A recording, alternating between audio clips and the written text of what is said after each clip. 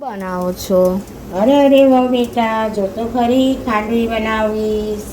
આ પોરીને લોટ બાંધી દીધો અને બટાકા બાફવા મૂકી દીધા. બટાકાની સૂકી ભાજી અને રસ કાઢીને ફ્રીજમાં મૂકી દીધો. આજે મસ્ત જમવાનું બનાવું છું. કોઈ મહેમાન આવવાના છે? અરે અરે ના રે, આપણે જ મહેમાન અને આપણે જ જમવાનું. ચાલ તો આવી જા, તને બતાવી દો ખાંડવી કેવી રીતે બને છે. આ બેસન લીધું છે 3 વાડકી અને એમાં 3 વાડકી હોય તો 6 વાડકી પાણી લેવાનું, બમણું લેવાનું. તો અત્યારે તો ઓછા વ્યક્તિ માટે બનાવું છું એટલે 1 વાડકી 3 વાડકી છાશ લઈશ. મીઠું, હળદર અને પછી શીરાની જેમ હલાવું. તું દેખજે કેવી રીતે બનાવું છું, બરાબર? આમાં મેં આ હળદર લીધી, અડધીથી ઓછી ચમચી ને સ્વાદ મુજબ મીઠું લીધું. હવે આપણે છાશ લઈશું, જે મેં આ ઘરના દહીંની છાશ બનાવી છે. બહુ ખાટી નહીં અને બહુ મોરી નહીં. આ રીતે આ 1 વાડકી, 2 વાડકી અને 3 વાડકી અને વલોણી વડે આ રીતે હલાવતા રહેવું. એક જ સાઈડ હલાવું. આ બધું એકરસ થાય પછી જ ગેસ પર મૂકવું. તમે જોઈ શકો છો બેસન બધું એકરસ થવા આવ્યું. અને ગેસ ઉપર તો 15 જ મિનિટમાં રેડી થઈ જશે. પછી પ્લાસ્ટિક પર પાથરી લેવાનું અને ચેક કરી લેવાનું કે ઉખડે છે કે નહીં. અને પત્તી વાળીને રાઈ, તલ, લીલા મરચાં, હિંગ ખાતા હોય તો હિંગ નો વઘાર કરીને રેડી લેવું. ધાણાથી ગાર્નિશિંગ કરી દેવું. કોપરાનું છીણ લેવું હોય તો એ લેવાય. આ રીતે તૈયાર થાય છે આપણી ખાંડવી. ઓકે, હવે આપણે આને ગેસ પર મૂકી દઈશું. આ રીતે હલાવો જેથી તાસરામાં બેસન ચોંટે નહીં. મેં આ જ રીતે સતત 10થી 15 મિનિટ હલાયા જ કરું. મારે 5 મિનિટ તો થઈ જ ગઈ છે. આગળની પ્રોસેસ પછી જોઈએ. જોઈ શકો છો કે શીરા જેવું બની રહ્યું છે આપણું આ ખાંડવી. એકદમ લીસી બની જાય ત્યાં સુધીને રાખવી.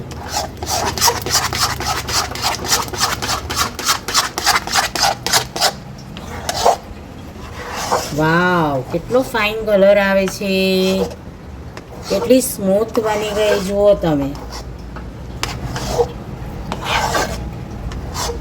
કે પ્લાસ્ટિક કે પ્લેટફોર્મ પર સહેજ લઈને આ રીતે ચેક કરું કે આપણી ખાંડવી ઉખડે છે. ઉખડે તો એને વાસણને નીચે લેવું, ફરવા દેવું. ઠંડુ પડે ત્યારબાદ જ ખાંડવી ઉખેડવી. ત્યાં સુધી એને ધીમા તાપે આ ગેસ પર જ રાખવું.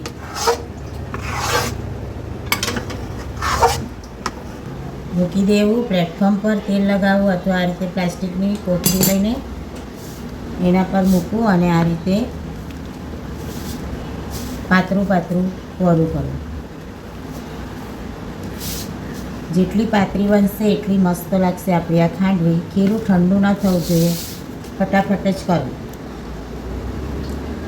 ત્યાં સુધીને મેં ધાણા અને બધું સમારીને જ રાખ્યું છે, તો વઘાર પણ રેડી થઈ જશે. હવે આપણી ખાંડવી ઠરી ગઈ છે તો એને આ રીતે કાપા પાડી લઈશું અને રોલ બનાવી લઈશું.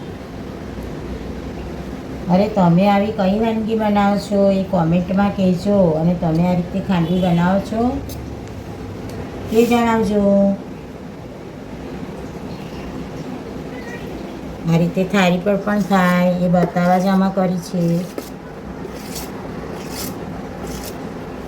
અને ત્યારબાદ હવે એને ઉખેડવી. જોઈ શકો છો આ રીતે જુઓ કેટલી સરસ ઉખડે છે ને, પતલી પતલી. આ રીતે તમે પણ બનાવજો.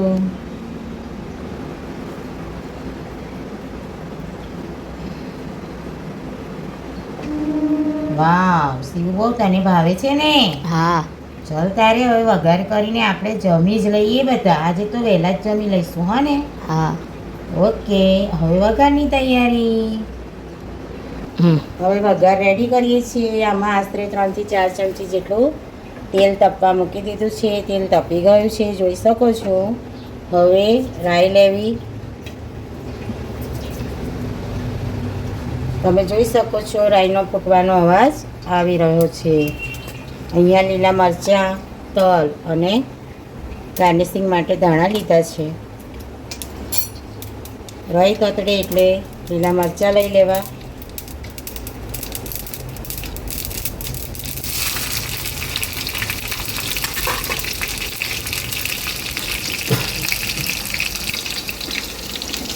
જોઈ શકો છો મરચાં તરાઈ ગયા છે.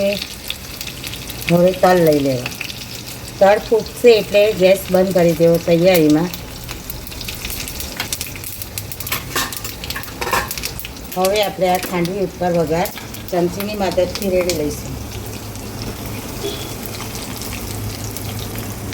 વાવ, કેટલું ફાઇન લાગે છે. Yellow, white, green. અરે અરે, મોંમાં પાણી આવી ગયું ને. ચલો તમે પણ આ રીતથી બનાવો અને કહો કે કેવી બની છે. તો મારી આ રેસીપી કેવી લાગી?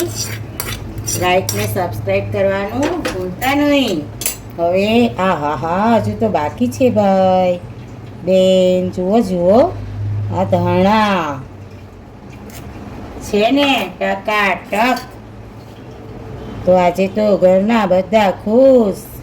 ખાંડવી, રસ, પૂરી, બટાકાની સૂકી ભાજી. અરે વાહ! તો આવી જાઓ તમે પણ.